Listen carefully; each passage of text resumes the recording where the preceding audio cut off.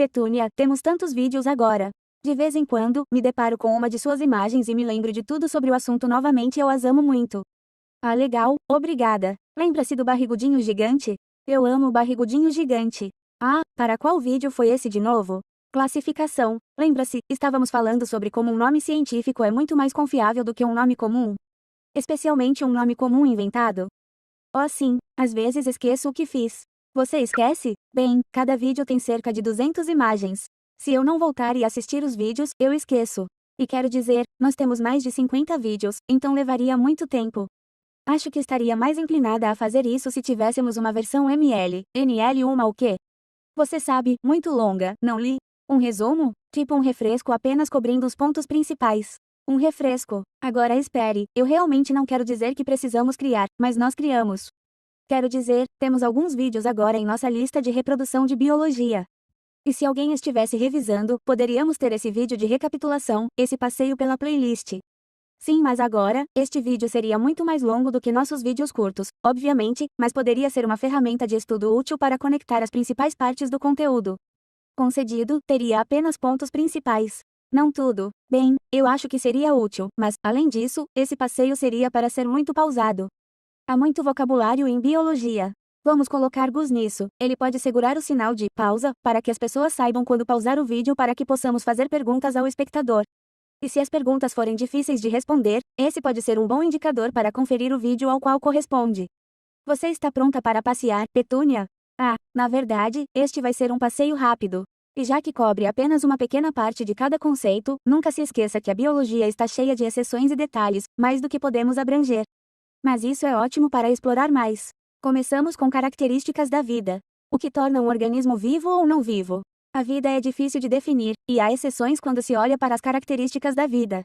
Passamos por algumas características entre meu pônei crescido na banheira, uma longa história, e um pônei real, mas não queríamos colocar números nas características da vida porque não queríamos sugerir que essas são as únicas características possíveis. Então, aqui está sua primeira pergunta de pausa. Você consegue pensar em algumas características da vida para incluir aqui? Também notamos no vídeo que elas certamente poderiam ser intitulados de forma diferente, mas aqui estão elas. Mas isso pode fazer você pensar no que está vivo e no que não está. Ao estudar biologia, o estudo da vida, é importante entender os níveis biológicos de organização. Ou seja, esses níveis começam pequenos. A menor unidade viva é a célula, afinal, isso faz parte da teoria celular. A teoria celular inclui que a célula é a menor unidade viva em todos os organismos, que todos os seres vivos são compostos de células e o que mais? Ah, sim, que todas as células vêm de células pré-existentes. Assim, as células combinadas formam os tecidos formam os órgãos formam os sistemas orgânicos fazem parte de um organismo. Um organismo individual. Os indivíduos podem fazer parte de uma população, se são todos da mesma espécie. Uma comunidade agora você está incluindo espécies diferentes. Você pode continuar subindo de nível? Então, o próximo nível maior depois da comunidade seria o ecossistema. Nesse nível você inclui fatores abióticos que são fatores não vivos. Rochas, ou temperatura. O próximo nível é o bioma, e então com biomas combinados, todas as partes do mundo vivo, a biosfera. Vamos nos concentrar nos organismos vivos. As biomoléculas fazem parte dos organismos vivos. Mencionamos 4 dessas macromoléculas principais, você pode nomeá-las aqui com seus blocos de construção: carboidratos, lipídios, proteínas e ácidos nucleicos. E aqui estão seus blocos de construção: monossacarídeos, ácidos graxos e glicerol, aminoácidos e nucleotídeos. Esses blocos de construção são considerados verdadeiros monômeros para carboidratos, proteínas e ácidos nucleicos. Você consegue pensar em algumas funções importantes para qualquer uma dessas biomoléculas? Ok, Petúnia, traga algumas funções. Estas são apenas algumas funções, não existiríamos sem essas grandes moléculas de vida. E suas estruturas são simplesmente lindas. Incluímos um macete popular para lembrar alguns dos principais elementos que eles contêm em suas estruturas também. A maioria das enzimas são feitas de proteínas. Você pode descrever um pouco do vocabulário associado à enzima? Bem, você pode ver que esta enzima tem um sítio ativo onde um substrato se liga. As enzimas podem acelerar as reações. As enzimas têm a capacidade de quebrar ou construir os substratos sobre os quais atuam. E tandam, produtos. Um exemplo de por que nos importamos? Bem, considere as enzimas digestivas específicas e diferentes que são específicas para quebrar gorduras, açúcares ou proteínas. Mas as enzimas normalmente têm uma faixa de temperatura e pH específica em que precisam estar para funcionar corretamente. E o que acontece se as enzimas não puderem permanecer em sua temperatura ideal ou faixa de pH? Isso mesmo, elas podem desnaturar. As enzimas desempenham um papel importante dentro das células. Temos tantos vídeos sobre células que você pode querer explorar. Explicamos as diferenças entre células procarióticas e células eucarióticas usando o macete popular que pro rima com não e eu rima com tem, mas a que isso realmente se refere. As células procarióticas não têm núcleo nem outras organelas sofisticadas ligadas à membrana. Mas eu rima com tem e células eucarióticas têm um núcleo e outras organelas ligadas à membrana. Os procariontes incluem bactérias e artia. Eucariotos incluem plantas, animais, protistas e fungos. Você consegue pensar em algumas coisas que as células procarióticas teriam em comum com as células eucarióticas? Então, apenas para citar algumas, DNA, citoplasma, ribossomos e uma membrana celular estão incluídos em ambos. Em nosso vídeo, Introdução às Células, exploramos muitas organelas ligadas à membrana que seriam encontradas exclusivamente em eucariotos, como o núcleo, o retículo endoplasmático, o complexo de Golgi e as mitocôndrias. As células vegetais e as células animais também podem ter algumas diferenças entre elas. Vamos considerar a membrana celular, também conhecida como membrana plasmática. É uma parte de todas as células vivas, então por que é tão importante? Lembre-se de que todas as células têm uma membrana, independentemente de terem ou não uma parede celular. A membrana é importante para a homeostase porque controla o que entra e sai da célula. A membrana é composta por esses fosfolipídios que possuem cabeças polares e caudas apolares. Algumas moléculas se movem passivamente através da membrana sem a necessidade de energia adicional, isso é chamado de transporte passivo. Difusão simples e difusão facilitada, que é através de uma proteína, são exemplos de transporte passivo. Nesses casos, os solutos viajam com o gradiente. O transporte ativo, porém, pode envolver o uso de ATP para forçar as moléculas a se moverem na direção oposta do gradiente. Então, este exemplo é difusão simples, difusão facilitada ou transporte ativo. E como você sabe? Bem, não é transporte ativo, você pode dizer que as moléculas estão viajando com o gradiente sem a necessidade de ATP. Não é difusão simples porque parece exigir uma proteína. É difusão facilitada. E isso é passivo. As moléculas de água podem viajar diretamente através de uma membrana semipermeável, pois são tão pequenas, ou podem viajar através de proteínas chamadas aquaporinas, que é mais eficiente. Quando a água atravessa a membrana, chamamos de osmose. Como a difusão, as moléculas de água viajam de uma área onde há uma alta concentração de moléculas de água para uma área de baixa concentração de moléculas de água. Mas mencionamos que há outra maneira de ver a osmose. Você também pode ver isso como a água viajando para áreas onde há uma concentração de soluto mais alta, já que a concentração de água é menor lá. Assim, para determinar o movimento líquido da água em osmose, procure a área hipertônica, as áreas de alta concentração de soluto. Uma célula que é colocada em uma solução salgada pode perder água porque o movimento líquido da água é para a área de alta concentração de soluto. Uma razão pela qual você não deve beber muita água salgada, é muito desidratante. Verifique se você pode explicar este gráfico usando o vocabulário hipertônico, hipotônico e isotônico. Vamos ir além da membrana aqui e dar uma olhada nessas organelas, as mitocôndrias e os cloroplastos. Nos eucariotos, a respiração celular envolve as mitocôndrias e a fotossíntese envolve os cloroplastos. A respiração celular envolve a quebra de glicose, açúcar, para produzir ATP. Todos os organismos devem produzir ATP de uma forma ou de outra. Sim, até mesmo plantas e amebas. Se o oxigênio não estiver disponível, alguns organismos, como bactérias ou leveduras, podem fazer respiração anaeróbica ou fermentação para produzir seu ATP. Então, o que essas equações químicas, respiração celular e fotossíntese, têm em comum? Bem, uma coisa interessante é que esses reagentes e produtos são trocados aqui. Embora isso não signifique que eles são simplesmente o inverso um do outro. Tenha em mente que eles têm muitos passos diferentes dentro deles que os tornam muito diferentes. A fotossíntese produz glicose, açúcar, usando a energia da luz solar. Nem tudo pode fazer fotossíntese. Nas células eucarióticas, fotossíntese ocorre nos cloroplastos. Então, indo além das mitocôndrias e cloroplastos, vamos dar uma olhada neste núcleo de uma célula eucariótica. Adivinha o que tem aqui? DNA. O DNA é um ácido nucleico e os ácidos nucleicos são um dos tipos de biomoléculas. Ele contém sua informação genética e todo o seu código de DNA é encontrado em quase todas as células do seu corpo, embora os genes possam ser ativados ou desativados em células diferentes. Vamos ampliar o monômero de DNA, um nucleotídeo. Os nucleotídeos têm um fosfato, desoxirribose e uma base nitrogenada. Qual parte delas você acha que é crítica para determinar a informação genética? Sim, a base. Bem, isto é, a sequência delas. E este macete, árvores na terra, carro na garagem, pode ajudá-lo a lembrar que as bases adenina e timina se unem, e citosina e a guanina se unem. O DNA pode ser firmemente enrolado e condensado nessas unidades chamadas cromossomos. O número de cromossomos em humanos é 46. Quantos você recebe de cada progenitor?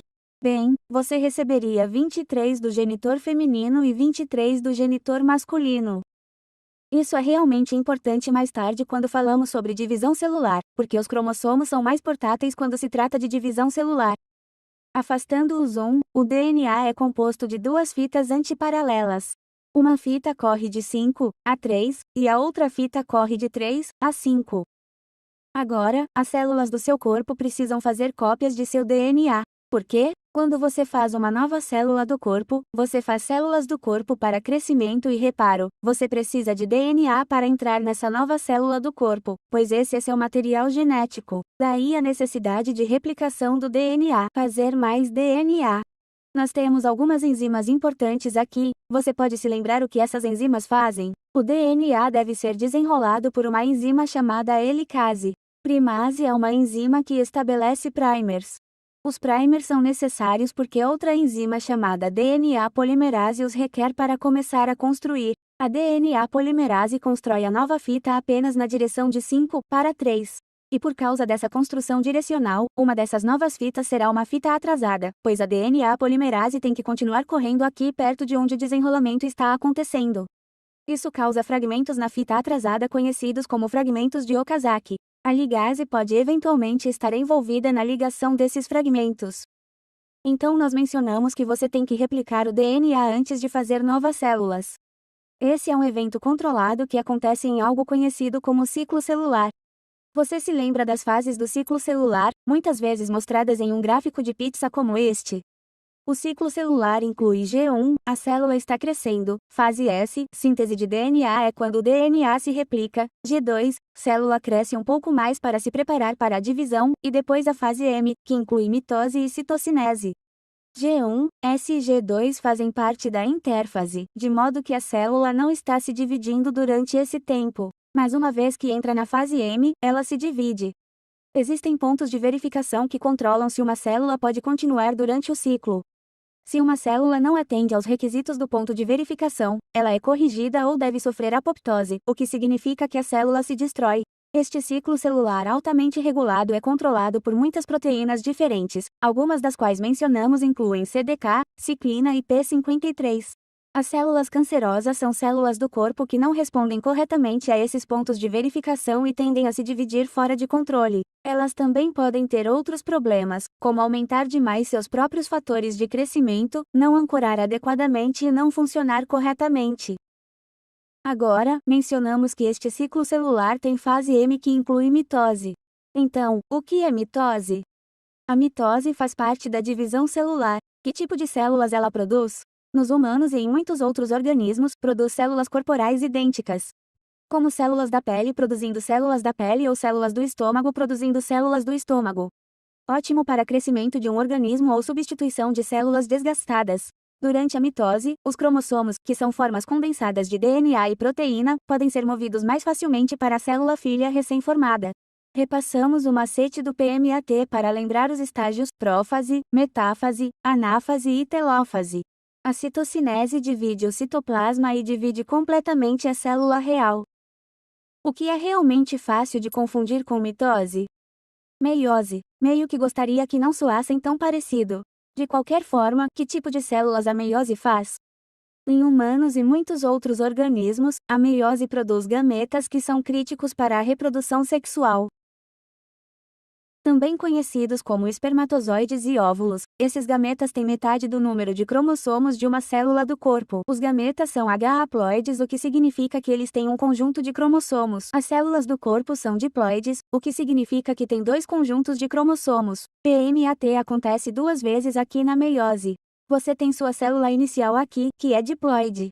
Ela passa pela prófase I, metáfase I, anáfase I e telófase I, então acontece a citocinese e faz duas células. Em seguida, essas células passam pela prófase 2, metáfase 2, anáfase 2 e telófase 2. Após a citocinese, isso resulta em 4 células H-haploides como esses espermatozoides mostrados aqui. Essas células são todas diferentes umas das outras devido ao sortimento independente e é um processo conhecido como crossing over.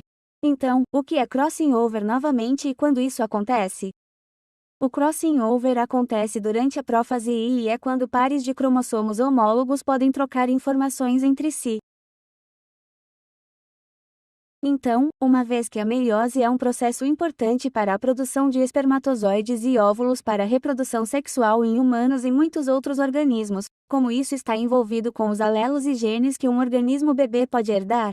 Lembre-se que em humanos, um espermatozoide tem 23 cromossomos e um óvulo tem 23 cromossomos. Quando eles se juntam em um óvulo fertilizado, são 46 cromossomos. Porções dos cromossomos são genes que podem codificar características específicas.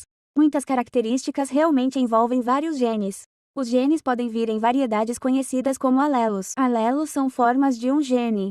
Por exemplo, falamos sobre a característica de sentir ou não sentir o sabor do químico PTC. Se tratar isso como um traço de gene único, diríamos que o gene é um gene de degustação de PTC.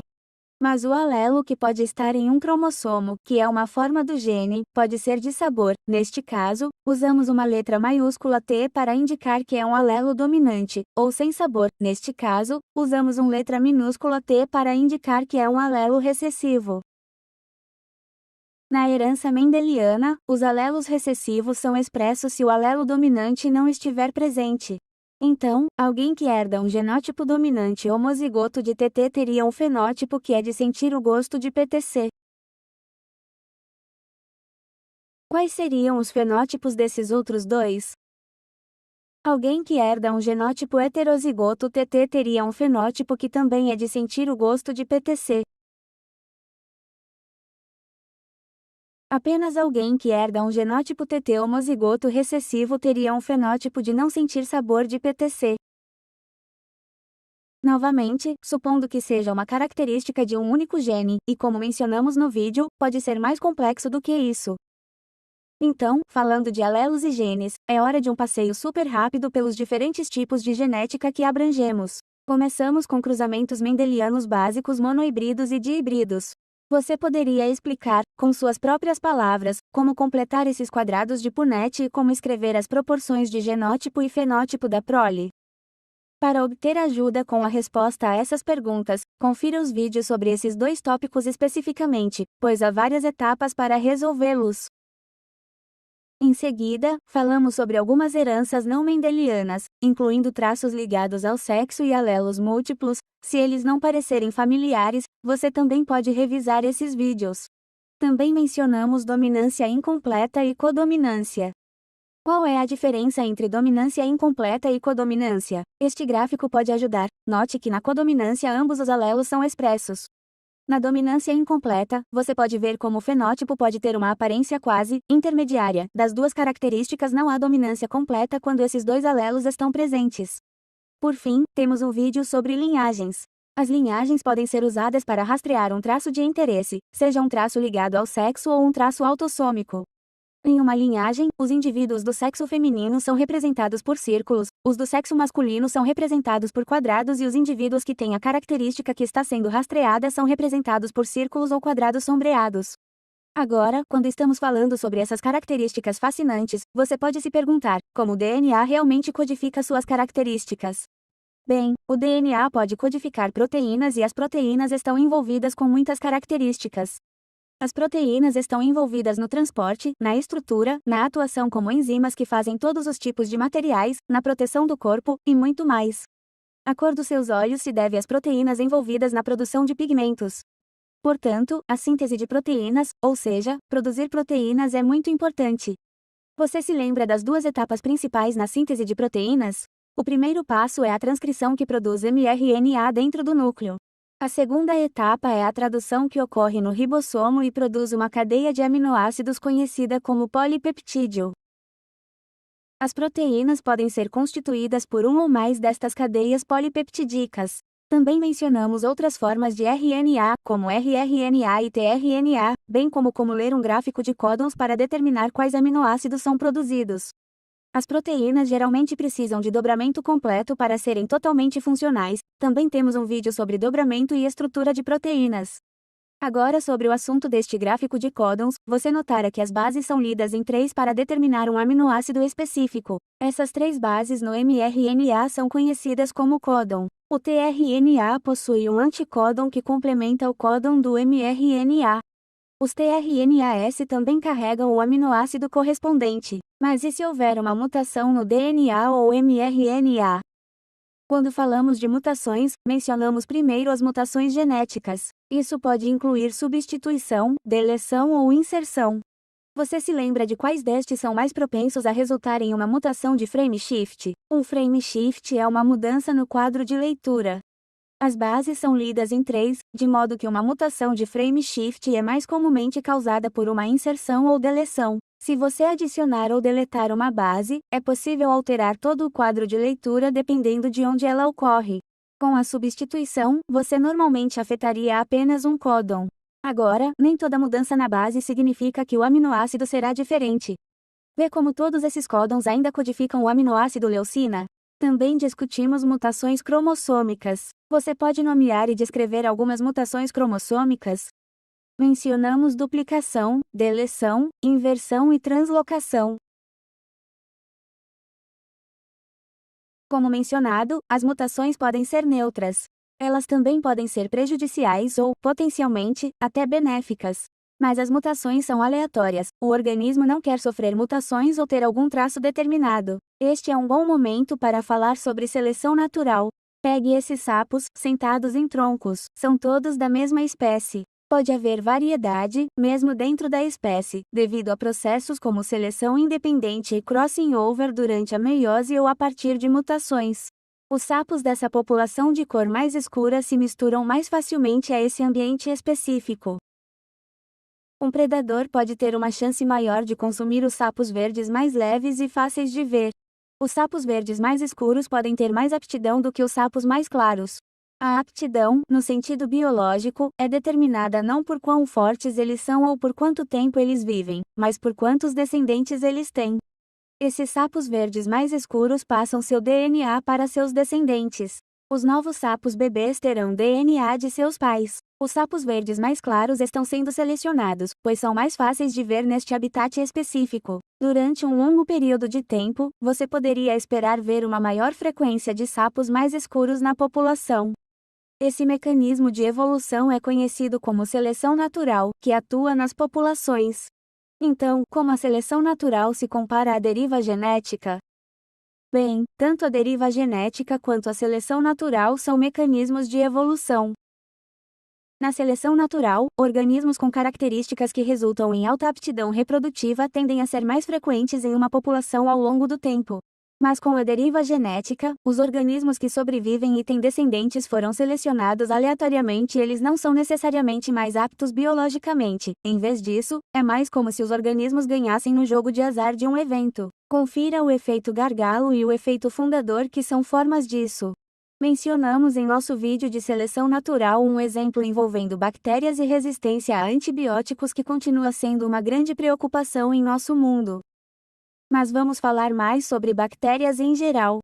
As bactérias são procariontes unicelulares, algumas podem fazer seu próprio alimento, são autótrofas, e algumas consomem material orgânico, são heterótrofas. Sendo procariontes, eles não têm núcleo ou outras organelas ligadas à membrana, mas ainda têm material genético, citoplasma e ribossomos. As bactérias podem vir em uma variedade de formas. As bactérias costumam ter a reputação de serem patógenos ruins, e há muitas que podem ser, embora nem todas as bactérias sejam prejudiciais. As bactérias também podem ser muito úteis para organismos e ecossistemas. Você consegue pensar em alguns exemplos de bactérias sendo úteis? Alguns exemplos de funções úteis das bactérias incluem quebrar os alimentos em nosso sistema digestivo, atuar como decompositores, fazer alguns alimentos que comemos e fixar nitrogênio para as plantas. Mas quanto às bactérias nocivas, elas podem ser tratadas com antibióticos. Exemplos de infecções bacterianas incluem faringite estreptocócica, cárie dentária ou tétano. Quando começamos a pensar em bactérias, nossas mentes podem vagar para vírus. Como bactérias e vírus são semelhantes e como eles são diferentes? Se você assistir ao nosso vídeo sobre vírus, ouvirá algumas razões pelas quais os vírus não são considerados organismos vivos, embora ainda exista debate sobre chamá-los de não vivos. Ao contrário das bactérias, os vírus não são procariontes, os vírus nem consistem em células. Mas os vírus têm material genético, DNA ou RNA. Os vírus normalmente têm um revestimento de proteína conhecido como capsídeo. Alguns vírus têm envelopes e algumas doenças que os vírus causam incluem o resfriado comum, o HIV ou a gripe. Ao contrário das bactérias, porém, os vírus não respondem aos antibióticos. Enquanto as bactérias podem se reproduzir dividindo-se em algo chamado fissão binária, os vírus realmente exigem um hospedeiro para se reproduzir. Os vírus se reproduzem usando o ciclo lítico ou lisogênico, definitivamente algo para revisitar se você esqueceu. Enquanto os vírus não são considerados organismos vivos, as bactérias são. Assim como artia, protistas, fungos, plantas e animais. Mencionamos que artias são procariontes unicelulares e muitos podem viver em ambientes extremos, podem ser autotróficos ou heterótrofos. Os protistas são principalmente unicelulares, mas podem ser multicelulares. Esse grupo diversificado pode ser composto de autótrofos ou heterótrofos. Os fungos são tipicamente multicelulares, mas podem ser unicelulares. Os fungos são heterótrofos, muitos podem atuar como decompositores. Chegaremos aos sistemas de plantas e animais um pouco mais tarde. Então, como classificamos os organismos vivos? Bem, em primeiro lugar, toda a vida pode ser organizada em 3 domínios. Você consegue se lembrar quais são esses domínios? Esses domínios são bacteria, artia e eucária. Considere assistir ao vídeo de classificação para refrescar sua memória das características desses domínios. Mas podemos ser mais específicos do que domínios, certo? Você consegue se lembrar dos níveis de taxonomia que vêm depois do domínio? Eles são reino, filo, classe, ordem, família, gênero e espécie. E este foi o nosso macete para ajudá-lo a lembrar, mas você pode ter um que seja mais memorável.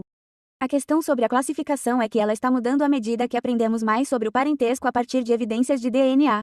Os nomes científicos tendem a ser usados em todos os lugares, muitas vezes com raízes latinas ou gregas, e são definitivamente mais confiáveis do que os nomes comuns, que podem variar de acordo com o idioma ou a localização. Ou, neste caso, ser completamente inventado. Vamos dedicar algum tempo para nos concentrar em um reino que fornece uma quantidade significativa do oxigênio que respiramos. Um reino talentoso de autótrofos, o que significa que eles fazem sua própria comida. Plantas. E se eles vão fazer sua própria comida usando a fotossíntese, eles definitivamente precisarão ter uma estrutura que os ajude a fazê-lo. Para fazer a fotossíntese, as plantas precisam de água. Como elas conseguem água? As plantas não vasculares obtêm sua água por osmose. É como absorver água como uma esponja. Como isso é diferente de uma planta vascular? As plantas vasculares têm 2 tipos principais de vasos. O xilema, que transporta água, e o floema, que pode transportar produtos da fotossíntese, como o açúcar, por toda a planta. E sobre a luz, mencionamos que as células vegetais possuem cloroplastos para capturar a energia luminosa. Para fazer a fotossíntese, as plantas precisam de dióxido de carbono. Muitas plantas têm essas pequenas aberturas fascinantes, poros na verdade, chamados de estômatos. Os estômatos têm um papel importante nas trocas gasosas. Gases como o CO2 podem fluir através dessas aberturas. As células guarda podem controlar a abertura e o fechamento dos estômatos. Quando os estômatos precisam ser fechados? Um exemplo é em um dia muito quente quando a planta tem pouca água. Então, continuando no tópico das plantas, como elas se reproduzem? Bem, muitas plantas podem se reproduzir assexuadamente, como mencionado com minhas gravatinha.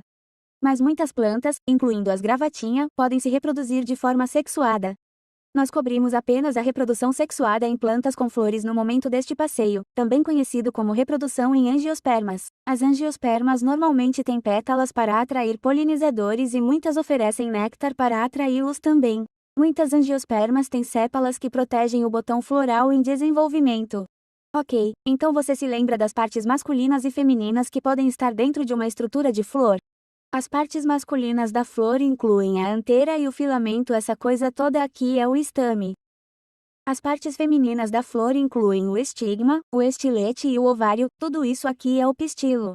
Você pode descrever o processo de polinização e fertilização em angiospermas usando esses termos? Simplificado um pouco, o pólen é trazido de uma anteira para o estigma pegajoso, possivelmente por um polinizador. Isso é polinização. Em seguida vem a fertilização. Para que isso aconteça, um tubo polínico é formado. Uma célula geradora de dentro do pólen pode se dividir em 2 espermatozoides que podem viajar pelo estilete até o ovário, em um óvulo, onde um espermatozoide fertilizará um óvulo dando origem a um zigoto. Dentro do óvulo, outro espermatozoide fertilizará 2 núcleos polares que dão origem ao endosperma. O endosperma fornece alimento para a planta bebê. Como este processo de fertilização envolveu o espermatozoide se unindo a 2 coisas diferentes, o óvulo e os núcleos polares, chamamos isso de fertilização dupla. Esses óvulos fertilizados podem se desenvolver em sementes. O ovário pode dar origem a um fruto, e esse fruto pode ser muito útil para ajudar a dispersar as sementes. Mas, enquanto as angiospermas dão frutos, lembre-se de que pode não ser como você imagina uma fruta. Então falamos sobre a estrutura da planta e como algumas plantas se reproduzem. Já mencionamos como as plantas fornecem muito do oxigênio que respiramos. Mas não se trata apenas de oxigênio. As plantas também são críticas como parte das cadeias e teias alimentares. Como autótrofas, as plantas são produtoras. Se você se lembra, em uma cadeia alimentar, começamos com os produtores. Então passamos para os consumidores, que são heterótrofos. Heterotróficos têm que consumir outras coisas. Então temos consumidores primários, consumidores secundários, consumidores terciários, poderíamos continuar. As setas apontam para a direção do fluxo de energia. Poderíamos organizar isso em uma pirâmide de energia. Os produtores na base aqui no nível trófico 1 na verdade contêm mais energia. Os consumidores primários aqui no nível trófico 2 na verdade só recebem aproximadamente 10% da energia do nível abaixo. Ou seja, digamos que você tenha plantas aqui com 10.000 quilocalorias de energia. Você pode completar o resto da pirâmide com aproximadamente quanta energia estaria dentro de cada nível trófico. Bem, o próximo nível aqui, os consumidores primários no nível trófico 2, receberiam apenas 1.000 quilocalorias de energia. Os consumidores secundários no nível trófico 3, receberiam 100 quilocalorias de energia. Os consumidores terciários no nível trófico 4 receberiam aproximadamente 10 quilocalorias de energia. A energia pode ser perdida como calor ou não ser digerida. Os ecossistemas normalmente não têm uma única cadeia alimentar. Em vez disso, eles tendem a ter uma teia alimentar. Uma teia alimentar é composta por várias cadeias alimentares que interagem entre si. Isso pode mostrar a importância da biodiversidade, a variedade de organismos que vivem em uma determinada área.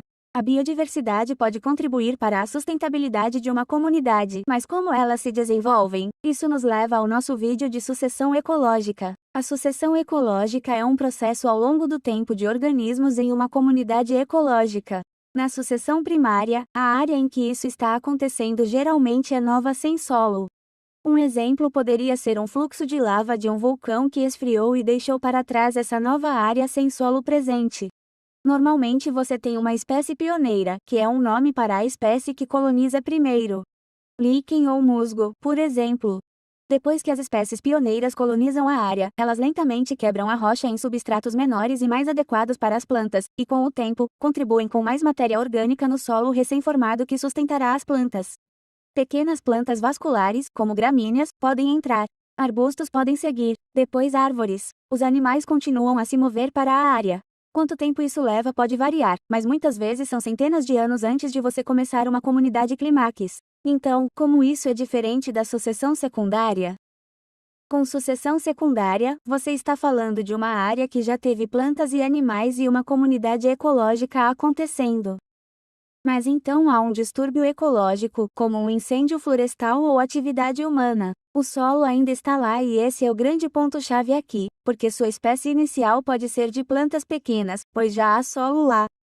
A sucessão secundária pode então seguir uma sequência semelhante à sucessão primária após esse ponto. Veja nosso vídeo para mais detalhes e entender por que essa sequência de sucessão tende a acontecer.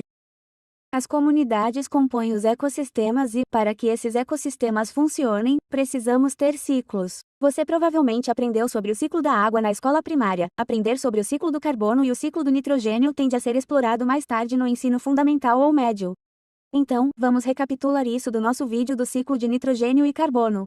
O carbono é frequentemente conhecido como um bloco de construção na vida. Você o encontrará nas 4 grandes biomoléculas. Você consegue pensar em exemplos onde você pode encontrar carbono? Alguns exemplos: o carbono é dissolvido no oceano. Está em rochas e combustíveis fósseis. Está nos organismos vivos. Pode estar na atmosfera. Considere o dióxido de carbono na atmosfera. É absorvido por organismos que realizam a fotossíntese. Se o organismo fotossintético for comido por um animal, ele também se tornará parte desse animal. E do animal que comer aquele animal. Tanto as plantas quanto os animais fazem respiração celular que libera dióxido de carbono. Quando as plantas e os animais morrem, o carbono pode ser liberado e armazenado em sedimentos. Durante muito tempo, eles podem até ser convertidos em combustíveis fósseis. A queima de combustíveis fósseis produz dióxido de carbono, e isso também levou à preocupação com o excesso de dióxido de carbono na atmosfera. Agora para nitrogênio. O nitrogênio é importante na construção de proteínas e ácidos nucleicos. Vejamos como ele pode ciclar. O nitrogênio pode ser encontrado na atmosfera, mas precisa ser fixado antes de poder ser bem usado. Algumas plantas têm bactérias fixadoras de nitrogênio vivendo em suas raízes. O nitrogênio é fixado por essas bactérias em uma forma de nitrogênio conhecida como amônia e amônio. Bactérias nitrificantes no solo podem converter o amônio em nitratos e nitritos, formas de nitrogênio que as plantas também podem usar e assimilar facilmente. Os animais podem comer essas plantas e obter nitrogênio. Quando plantas e animais se decompõem, os decompositores ajudam a devolver amônia e amônio ao solo em um processo conhecido como amonificação, onde podem ser reutilizados novamente. Existem também bactérias desnitrificantes. Na desnitrificação, elas podem converter nitratos e nitritos de volta em gás nitrogênio. Este é apenas um exemplo de ciclagem, mas lembre-se de que isso acontece em ambientes aquáticos e terrestres. Então você pode ver que há um equilíbrio com esses elementos e organismos vivos em um ecossistema. Vamos falar sobre algumas das relações ecológicas entre os organismos vivos. No vídeo das relações ecológicas, menciono meu fascínio por formigas. Formigas-leão são predadores de formigas. As formigas são suas presas. Isso é conhecido como predação. As formigas-leão têm que competir com outros predadores, como esta aranha saltadora, por exemplo. Competir por um recurso alimentar é um exemplo de competição. Também mencionamos 3 relações simbióticas. As relações simbióticas são tipos específicos de relações em que diferentes espécies vivem juntas. Você consegue se lembrar do que ocorre nas 3 relações simbióticas que mencionamos: comensalismo, parasitismo e mutualismo? No comensalismo, um organismo se beneficia e o outro não é ajudado nem prejudicado, é neutro. Muitas espécies de cracas podem se prender a coisas em movimento. Em um passeio gratuito de baleia, esta craca pode ter acesso a alimentos, pois é um animal filtrador e a baleia pode viajar para águas ricas em nutrientes. No entanto, neste exemplo com essa baleia em particular e essas cracas, a baleia não foi ajudada nem prejudicada. No parasitismo, um organismo se beneficia e o outro é prejudicado por um parasita. Os parasitas podem viver dentro ou em seu hospedeiro. O mutualismo é um exemplo de relação simbiótica em que ambos os organismos envolvidos se beneficiam. Nosso exemplo foi uma árvore de acácia sendo protegida por formigas de acácia. A árvore de acácia fornece uma casa e possivelmente nutrientes. Mas você sabe, um dos meus exemplos favoritos de mutualismo são as boas bactérias. Elas podem viver em nosso sistema digestivo e nos ajudar a digerir nossos alimentos. Então, falando de sistemas no corpo humano, nosso pequeno vídeo sobre esse tópico aborda apenas as funções básicas de 11 sistemas do corpo. Aqui estão eles aqui para você em ordem alfabética. Você pode dar uma função geral para cada um deles. O sistema circulatório ajuda a transportar gases e nutrientes. O sistema digestivo está envolvido com a quebra mecânica e química dos alimentos. O sistema endócrino está envolvido na produção de importantes sinais conhecidos como hormônios. O sistema excretor está envolvido com a excreção de resíduos como feito pelos rins ou pela pele. O sistema imunológico, linfático ajuda a defender nosso corpo contra patógenos como vírus e bactérias nocivas. O sistema tegumentar, palavra longa e elegante para um grande órgão, sua pele, pode proteger contra a perda de água e servir como uma barreira. O sistema muscular está envolvido em permitir o movimento. O sistema nervoso coordena as respostas voluntárias e involuntárias. O sistema reprodutivo permite a capacidade de se reproduzir. O sistema respiratório está envolvido com as trocas gasosas. E o sistema esquelético é crítico para a estrutura e suporte. Essas são funções muito básicas mencionadas e, claro, isso não inclui estruturas. Mas a grande lição que esperamos que você tenha do nosso vídeo de sistemas corporais é que esses sistemas não funcionam isoladamente. Eles trabalham juntos. Se você está nervoso sobre uma prova, o que esperamos que não, porque temos confiança de que você vai se sair bem, mas se você estiver nervoso, você pode ter uma descarga de adrenalina. Seu sistema endócrino secreta a adrenalina, um hormônio que pode fazer com que seu coração, envolvido no sistema circulatório, acelere seus batimentos. Sua taxa de respiração, que está envolvida com seu sistema respiratório, pode aumentar. Estes são todos os sistemas trabalhando juntos. E isso é relevante para o final. Porque neste passeio pela nossa playlist, você viu como estamos conectando esses conceitos. Porque é isso que é tão legal na biologia, está tudo conectado. Esperamos que este vídeo ajude você a identificar seus pontos fortes e áreas que você pode querer voltar e explorar. Também esperamos que você reconheça que, além de qualquer teste que esteja estudando, é tão importante poder responder: por que esse conteúdo é importante? Se houver um tópico neste vídeo que ainda não parece ser importante além de apenas estudar para um teste, por favor, confira nosso vídeo completo sobre esse tópico porque é algo que realmente tentamos abordar em cada vídeo. Não se esqueça que também temos um vídeo com estratégias de estudo que você pode querer conferir, e temos animações GIF e quadrinhos em nosso site que você pode achar útil. E, se você está estudando para algo grande, é nosso sincero desejo amebiano que você se sinta confiante em seu aprendizado. Bem, é isso para as Amoeba Sisters, e lembramos a você de permanecer curioso.